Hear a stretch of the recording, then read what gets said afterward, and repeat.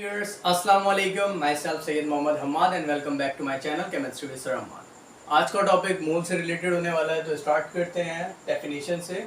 The atomic mass, molecular mass and formula mass of a substance express in gram. इससे पहले भी हमने discuss किया था gram atomic mass, gram formula mass, gram molecular mass, कि इनको अगर ग्राम में रिप्रेजेंट किया जा रहा होगा तो ग्राम एटॉमिक मास कह रहे थे, ग्राम फार्मूला मास कह रहे थे, और उनको उनकी क्वांटिटी को क्या कह रहे थे कि 1 मोल. जैसे कि कार्बन डाइऑक्साइड है CO2, तो 1 मोल ऑफ कार्बन डाइऑक्साइड होगा. अगर CO2 से पहले 2 लिखा हुआ है, 3 लिखा हुआ है, 4 लिखा हुआ है, तो उतने मोल्स ऑफ कार्बन डाइऑक्साइड या स्पेसिफिकली कोई भी कंपाउंड या मॉलिक्यूल हम यूज कर रहे हैं उसके बारे में कहा जा रहा होता है.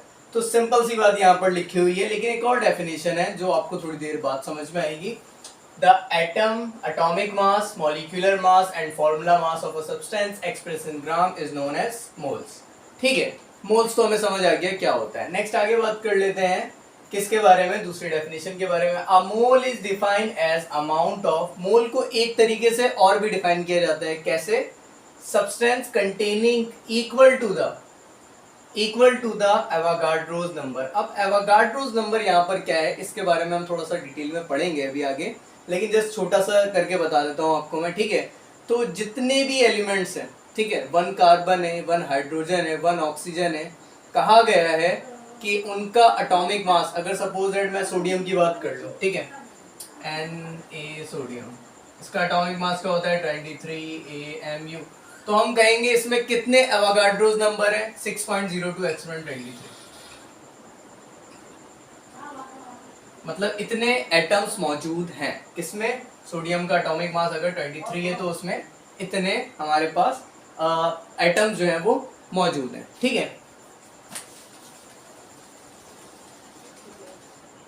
देन सो ऑन, आगे बात कर लेते हैं. फॉर्मूला किसका लिखा हुआ है? मोल का फॉर्मूला लिखा हुआ है. Mole is known. अगर मोल को हमें निकालना है तो किस तरीके से फाइंड आउट कर सकते हैं? Known mass of substance. मतलब जो भी सब्सटेंस के हमें मोल निकालने हैं उसका हमें मास पता होना चाहिए. ठीक है, डिवाइड बाय मोलर मास कह दें या फिर molecular mass of a substance. मतलब जिस भी सब्सटेंस के बारे में बात कर रहे हैं हमें उसका एक तो मास पता हो, ठीक है, सेकंड नंबर पे हमें उसका मोलर मास या मॉलिक्यूलर मास पता हो. मोलर मॉलिक्यूलर मास कैसे निकालते हैं इससे पहले वीडियो में मैंने समझाया था आपको. ठीक है, तो वो निकालना हमें आना चाहिए. उसके बाद हम इसके मोल्स जो है वो निकाल सकते हैं. जैसे कि एक न्यूमेरिकल मैंने लिख रखा है. क्या लिख रखा है? Calculate the number of moles. मतलब कि मोल्स को कैलकुलेट करना है. तो मैंने आपको किस तरीके से सिखाया कि न्यूमेरिकल किस तरीके से सॉल्व करते हैं. सबसे पहले आपने क्या लिखना होता है? Given data. गिवन डेटा में आप क्या लिखते हैं? वो चीजें जो आपके पास मौजूद है यहाँ पर. तो क्या चीज मौजूद है यहाँ पर? 40 ग्राम. 40 ग्राम क्या है? मास of substance, known mass of substance. दोनों बातें इसे कह सकते हैं. तो मैं लिख देता हूं यहाँ पर मास of substance. Mass of substance कितना मौजूद है यहाँ पर? 40 ग्राम मौजूद है.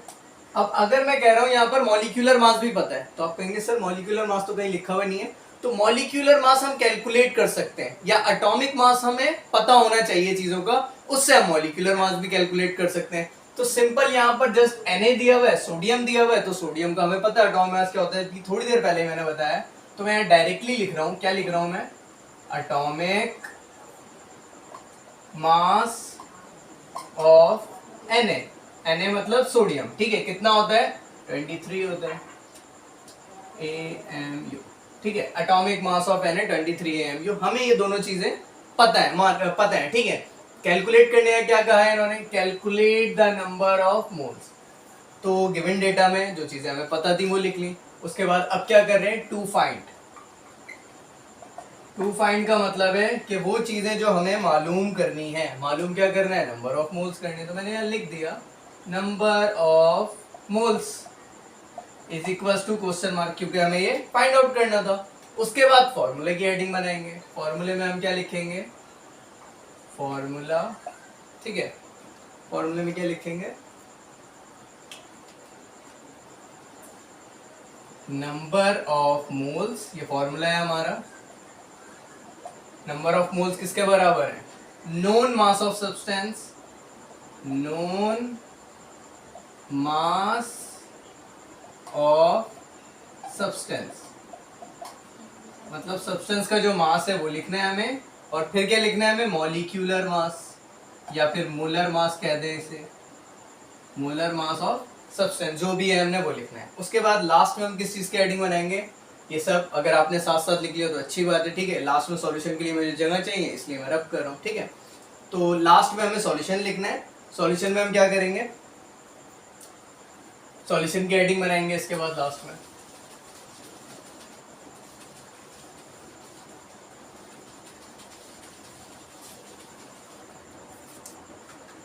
तो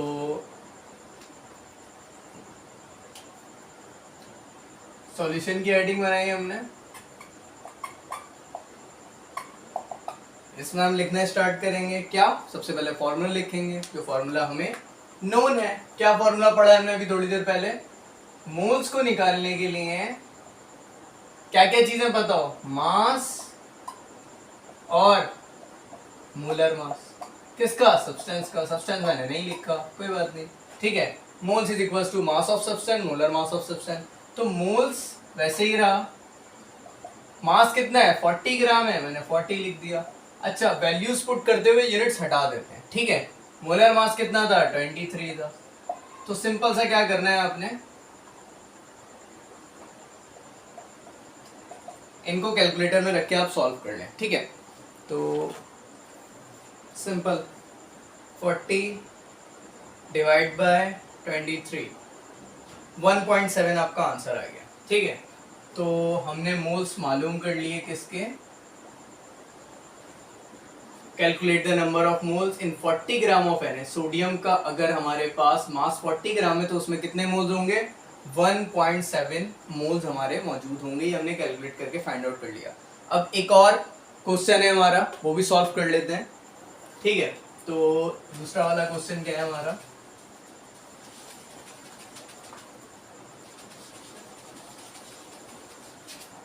दूसरा वाला क्वेश्चन है हमारा, what is the mass of 4 moles of carbon dioxide. मैं क्वेश्चन लिख देता हूँ, what is the mass of the 4 moles, what is the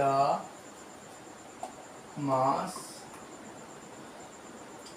of 4 moles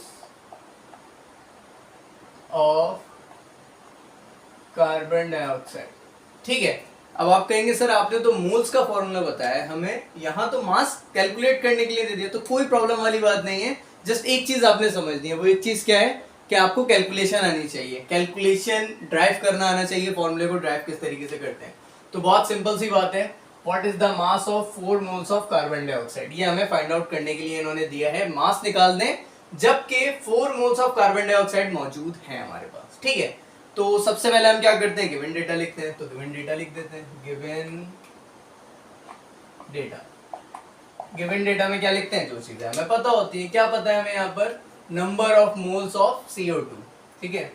मैं लिख देता हूँ यहाँ पर moles of CO2। Carbon dioxide के कितने मोल्स हैं हमारे पास, 4 मोल्स हैं, तो हमने 4 मोल्स लिख दिया, ठीक है। उसके बाद क्या कर रहे हैं, मॉलिक्यूलर मास, ठीक है, या मोलर मास लिख लें। तो molar mass of carbon dioxide CO2। तो मॉलिक्यूलर मास कितना है नहीं पता ना हमें, लेकिन एक चीज पता है हमें, क्या, एटॉमिक मास। कार्बन डाइऑक्साइड का अगर हमें मॉलिक्यूलर मास कैलकुलेट करना है तो कार्बन का एटॉमिक मास क्या होता है, 12 होता है, ठीक है।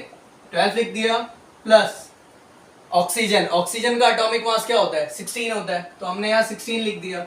इतनी बात काफी है, नहीं इतनी बात काफी नहीं है, क्योंकि ऑक्सीजन के साथ क्या लिखा हुआ था, 2। तो 16 को किससे मल्टीप्लाई करना होगा, 2 से मल्टीप्लाई करना होगा। Then so on 12 plus 16 2s are 32, 12 plus 32 44 AMU। तो इस तरीके से आपको गिवन डेटा में ही मॉलिक्यूलर मास को कैलकुलेट कर देना है, क्योंकि एटॉमिक मास नोन होते हैं आपके, आप जानते हो इनको, इस तरीके से मॉलिक्यूलर मास निकाल सकते हो। मॉलिक्यूलर मास निकाल लिया, नेक्स्ट उसके बाद हमने क्या करना होता है, टू फाइंड, जो चीज भी हमें फाइंड आउट करनी है, ठीक है। फाइंड आउट हमें क्या करना है यहाँ पर, बहुत आसान सी बात है, what is the mass of CO2। Carbon dioxide का मास कितना होगा जबकि हमारे पास उसके 4 मोल्स मौजूद हैं, ठीक है, ये क्वेश्चन है हमारा। तो टू फाइंड के बाद हम क्या करते हैं, फॉर्मूला लिखते हैं। तो देन ये मैं यहाँ शिफ्ट कर रहा हूँ इजीली ताकि समझ में आ जाए आपको, ठीक है।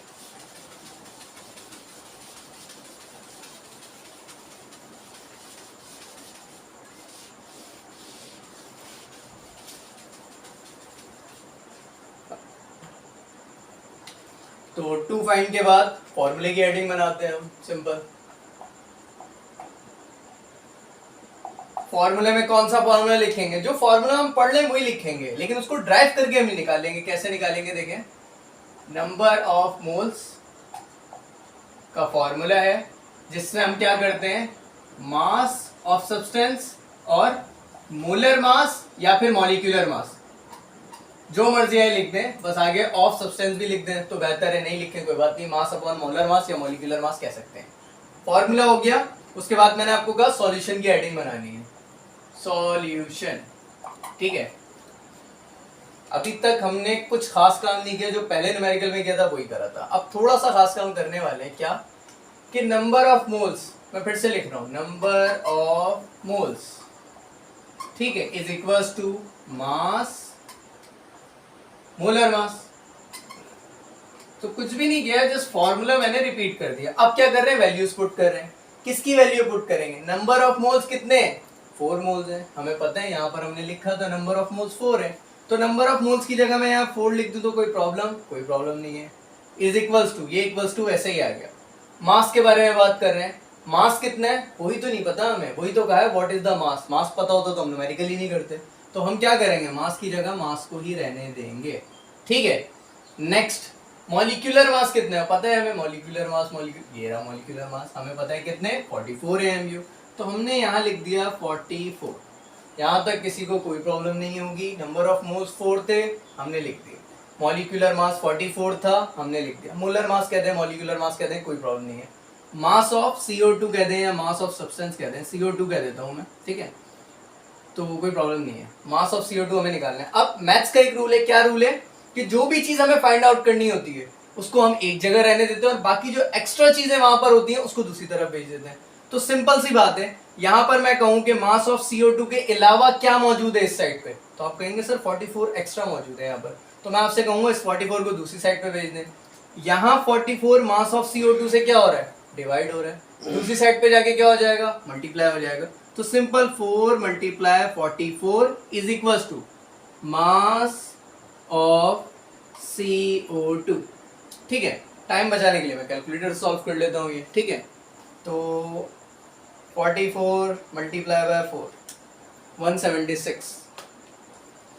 तो simple mass of CO2 is equals to 176, यही आया था, let me check, yes, 176 gram, that's it, ये न्यूमेरिकल। नेक्स्ट क्या है हमारा, एवोगाड्रोस नंबर। तो सबसे पहले तो एक चीज़ क्लियर कर लें, एवोगाड्रो किसी की कास्ट, किसी की यूनिट नहीं है, बेसिकली किसी का नाम है। किसका नाम है, एक साइंटिस्ट का नाम है। जैसे कि आपको पता है साइंटिस्ट कुछ भी इन्वेंट करते थे या डिस्कवर करते थे तो कोशिश करते थे कि उसकी यूनिट या फिर उसको अपने आप से ऐसा रिलेट कर लें कि लोग जब भी उसके बारे में पढ़े तो उनका नाम याद आ जाए। जैसे कि हम लोग अभी एवोगाड्रोस नंबर पढ़ लें तो उन साइंटिस्ट का नाम भी हमें याद आ गया। कौन से साइंटिस्ट थे वो, एवोगाड्रो, एन इटालियन साइंटिस्ट, मतलब एक साइंटिस्ट थे जो कि इटली के थे, ठीक है। क्या किया था उन्होंने, calculated the number of atom, उन्होंने नंबर ऑफ एटम्स को कैलकुलेट किया, मॉलिक्यूल्स को कैलकुलेट किया, आयंस को कैलकुलेट किया, जो कि प्रेजेंट होते हैं, जो कि हाजिर होते हैं 1 मोल में। मतलब अगर मैं कह रहा हूँ 1 मोल ऑफ कैल्शियम, तो कैल्शियम एक एलिमेंट है, ठीक है, उसके अंदर कितने एटम्स होंगे ये उन्होंने बताया हमें, ठीक है।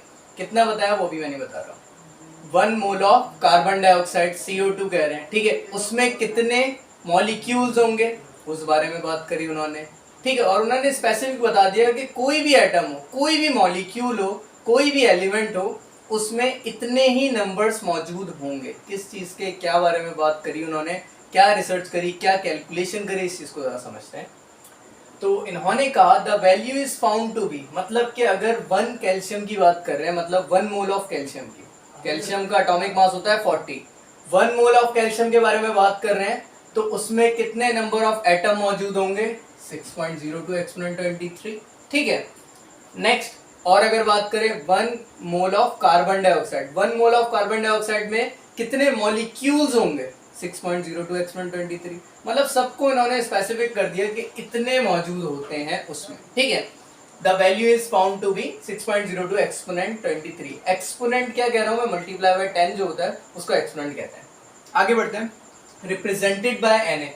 इन नंबर्स को न्यूमेरिकल्स करोगे आप, ठीक है, उसमें किस तरीके से रिप्रेजेंट करते हैं, एन, कैपिटल एन और उसके साथ ए बना देते हैं। ठीक है, एन ए रिप्रेजेंटेशन है इसकी। अब जैसे कि मैं कह रहा हूं 1 मोल ऑफ ऑक्सीजन, ऑक्सीजन का मॉलिक्यूल O2 होता है, आपको पता है होमो मॉलिक्यूल है। ठीक है, अगर मैं इसके एटॉमिक मास की बात करूं तो 32 ग्राम होगा, बिल्कुल ठीक है। इसमें कितने मॉलिक्यूल्स होंगे, तो बिल्कुल ठीक, अगर आपके जहन में आ रहा है, क्या आ रहा है, सो 32 gram of O2, so 32 gram of O2, O2 के मॉलिक्यूल का जो मास 32 ग्राम है विल कंटेन, क्या कंटेन करेगा वो, 6.02 एक्सपोनेंट 23 मॉलिक्यूल्स। तो ये बात इन्होंने सब एलिमेंट, सब कंपाउंड्स के लिए स्पेसिफिक कर दी कि इतने ही मौजूद होंगे उसमें। अच्छा, इनका फॉर्मूला क्या है, number of atoms is equal to Na क्या है हमारा, एवोगाड्रोस नंबर, मास इन ग्राम, जो भी सब्सटेंस होगा उसका मास, उसका एटॉमिक मास। ठीक है, इस तरीके से हम कैलकुलेट कर सकते हैं। और एक और फैक्ट जो कि लिखा हुआ है फर्स्ट ईयर की बुक में, प्री इंजीनियरिंग प्री मेडिकल अगर आप पढ़ेंगे फर्स्ट ईयर में, तो उसकी बुक में क्या लिखा हुआ है एवोगाड्रोस नंबर के बारे में, 6.02 exponent 23। It's a huge value, मतलब बहुत बड़ी वैल्यू है। कितनी बड़ी है ये, if the number of atoms of an element, an element मतलब एक एलिमेंट के number of atoms is counted, अगर उन्हें काउंट किया जा रहा है, उन्हें गिनती किया जा रहा है बाय अ डिवाइस, किसी डिवाइस से, एट द रेट, और उसकी स्पीड है उस डिवाइस की जिससे कैलकुलेट किया जा रहा है नंबर ऑफ एटम्स को एलिमेंट के, उसकी स्पीड है 1 मिलियन पर सेकंड, मतलब एक सेकंड में वो मिलियन तक काउंटिंग कर सकती है, ऐसी मशीन है। तो कह रहे हैं it would take 4 billion years, तो उसे 4 बिलियन साल लग जाएंगे गिनने के लिए कि कितने एटम्स मौजूद थे। और एक और बात बताऊं मैं आपको कि अगर मैं कहूं एटम जो है वो बास्केटबॉल की तरह है, तो उतनी बास्केटबॉल होती हैं एक एलिमेंट में, एक एलिमेंट में जितने एटम्स होते हैं, अगर उन एटम को हम बास्केटबॉल कंसिडर कर लें कि जितना बड़ा हमारा अर्थ है इतना बड़ा एक और अर्थ बन जाए, तो आपको आइडिया हो गया होगा कि ये वैल्यू कितनी बड़ी और कितनी इंपॉर्टेंट है। ठीक है, तो इससे रिलेटेबल एक न्यूमेरिकल है, वो सॉल्व करते हैं हम। ठीक है, पहले इस फैक्ट को मैं रफ कर दूं।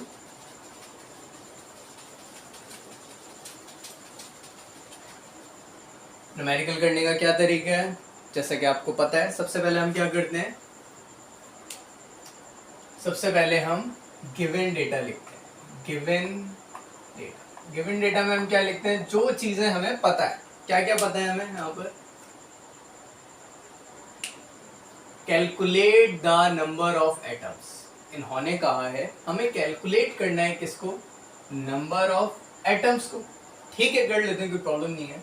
प्रेजेंट इन 9.2 ग्राम, 9.2 ग्राम हमारे पास कैल्शियम मौजूद है। ठीक है, तो कह रहे हैं कैल्शियम 9.2 ग्राम मौजूद है, उसमें हमारे कितने एटम्स मौजूद होंगे उस बारे में बात करनी है। ठीक है, तो आगे सॉल्व करते हैं इसको। सबसे पहले तो हम क्या लिख लेंगे, एटॉमिक मास लिख लेंगे कैल्शियम का, जो हमें पता है। तो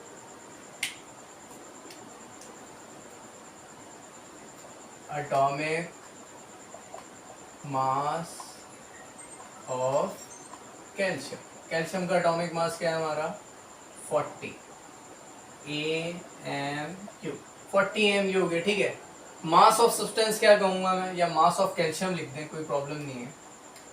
मास ऑफ Ca कैल्शियम कितना है हमारा, 9.2 ग्राम, 9.2 ग्राम है। ठीक है, ये तो हमने दोनों बातें लिख दी। नेक्स्ट आगे बात कर लेते हैं किसकी, to find out.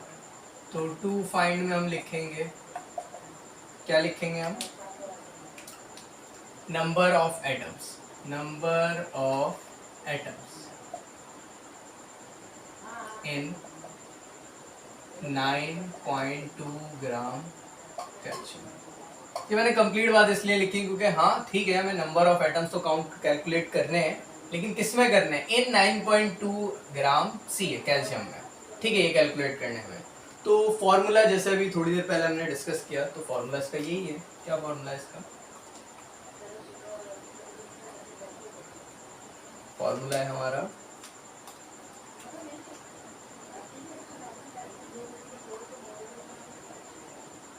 Number of atoms, Avogadro's number multiply by mass in gram, ठीक है, और नीचे एटॉमिक मास।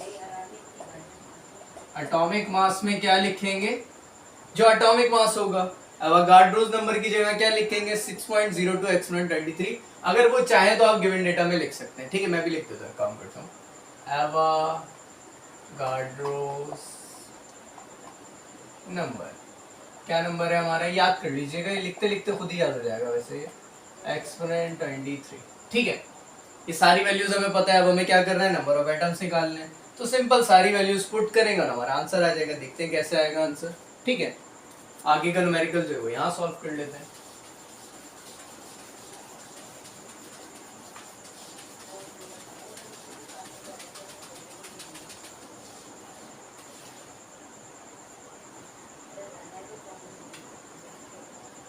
सॉल्यूशन,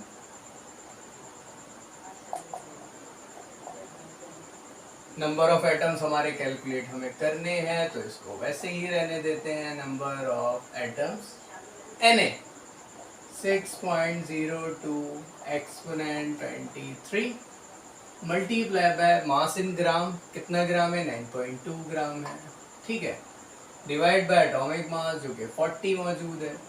तो नंबर ऑफ एटम्स कितने मौजूद हैं हमारे कैलकुलेटर में, कैलकुलेट कर लेते हैं इनको, सिंपल सी बात है। 6.02 exponent 23 multiply bye 9.2 multiply by divide by